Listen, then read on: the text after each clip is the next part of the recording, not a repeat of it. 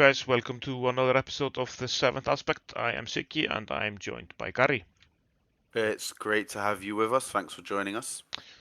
So we're going into our second wildcard match. It's going to be Jin versus Hera. Do you want to talk a bit about the decks and its creators, Gary? Absolutely, yeah. So we've got a Jin double yellow deck here by KW Murphy and a Hera double green list by Bobby Sapphire from KTOD. So some double aspect matchup. Yep, I'm looking forward to seeing this. Let's play Unlimited. Welcome to the gaming table. Hera versus Jin. Should be an interesting one, Siggy. Yep, these are not the most popular leaders, and I must admit I had a bit of a difficult time finding within quote marks competitive decks because these ladies are not used much in competitive play. Sure, they're not the most meta, but I think that it's still going to be an interesting matchup. I think one of the things that is exciting about this wildcard element is we've got these leaders that aren't necessarily the super strongest against each other. So at least there's a chance for one of them to progress somewhere. If Hera had come straight up against a really strong deck, then it might not have been super interesting. But at least against Jin, we should have some level of competition. Yep. We both took a mulligan. I had a horrible hand. Seems that you had something similar. I think my decision was a little bit more difficult. Like I had some options, but just nothing really good. So I took a mulligan, and I was much happier with what I got here. So I got a nice curve: Battlefield Marine, Star Viper, Kanan, and Zeb. If I don't pull anything better, I'm happy with that as my first 4 turns. So I'm reasonably happy with that until Wingleader beefs up this Pathfinder, and I'm like, what is going on? This guy is chunky. A 4/5 Saboteur is pretty big. Yeah, I was a bit surprised that you didn't put your Battlefield Marine into my my guy to remove it from the board and letting your guy live. I felt like with the cards I had in hand, I just wanted to start putting damage onto base. I don't know exactly how this matchup is going to go. Like we said, it's not particularly meta, so I don't know who's the aggro deck here and how it's going to play out. So I thought, right, let's start putting some damage into base and try and progress my win condition.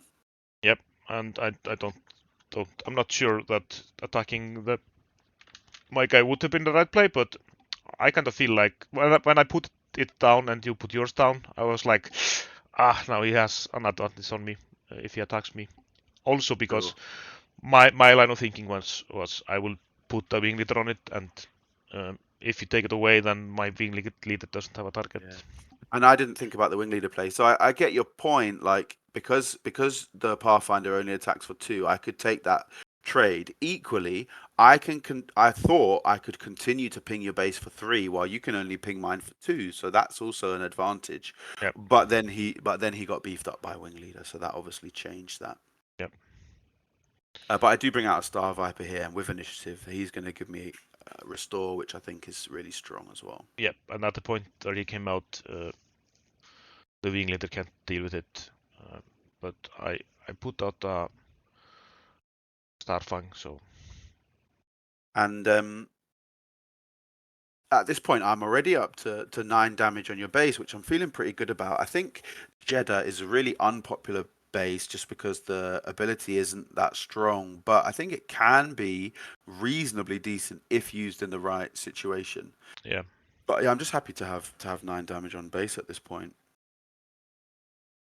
Yep. You seem to be getting off the gates a bit quick, and you finally decide to trade. Yeah, absolutely. Yeah. So I felt like that was a point where I needed to just get him off the table because I didn't want him there any longer. But the Asteroid Sanctuary taps out my Star Viper, so I can't use the restore this turn. However, Kanan can hit base for another 4 damage and hopefully do a bit of healing. We see a double yellow cunning, so it's just a 1 heal. Yeah, but it takes away my cunning, which was probably a more important factor. Yeah, absolutely. I wanted to talk about Hera briefly and Jin. I feel like we've got 2 very different types of leader here in terms of game design. So both of these leaders are not super meta, but Hera has a lot of pieces, right? The way that she works, Spectre, out of aspect stuff, that stuff exists here in set one, Spark of the Rebellion, right? So I feel like she exists in this form, and she might get stronger later on. Of course, all leaders might get stronger later on, but I don't feel like there's anything she's really waiting for. Whereas Yep. Jin, would put in a completely different category. Like she feels like there's going to be pieces for the Jin deck that we just haven't seen yet. What do you think, Sig? Yeah, I do agree. So I decide to attack Ezra with the strafing gunship and Jin's ability because I take no damage and then I don't lose the shield. In hindsight, maybe I should have killed Kanan, but then I lose the shield, and I think I was being a bit greedy with the shield, uh, and with 13 damage on my base already, I don't think I can be greedy, but that's what I decided to do. Sure. I think it's a really interesting interaction because we don't see strafing gunship really often, but this whole air to ground combat is fun. It's a cool aspect Yep, and it of it the game. it, it does -2 attack to the defender, and Jin can make it a -3, so as it does no damage to the strafing gunship, which keeps the shield on. Whilst we both have a decent board position here, Siggy, with units in both arenas, it feels kind of even. I mean, mine are a bit damaged, but I've got one more. I feel like the damage I managed to put on base early game is putting me in quite a strong position here. How did it feel from your perspective? Yeah, I thought I was a bit on the back foot. Also, I haven't had a time to deal with your Star Viper. My strafing gunship has been going to the ground. I feel like at exactly this moment, I'm gaining a bit on the ground. I've taken out 2 of your units. I have everything untapped. Jin can come out. I can melee stuff. I think I'm about to catch up. Uh, and out comes Wedge, which I feel like is a pretty decent uh, target for melee because it's just so expensive. Absolutely. I was quite happy to play Wedge here, and I didn't see the waylay coming. I wondered if you'd be playing something bigger with 6 resources, but I guess that's the value of having lots of resources. So I bring Hera out, and I'm hoping that Wedge is going to be able to, use his ability. And Yeah. Out comes Leia Leia. comes out to tap Hera, which hurts. So Hera can't give out her experience this turn, which I had planned to put onto Wedge. Little did I know, had I done that, it would have been a waste anyway because Wedge would have been waylaid. Yeah. Then I decide to take out Ezra. My thinking here is with Jin's ability, she's still safe from Hera, so I don't use Jeddah City. It is the weakest 25 point base, right?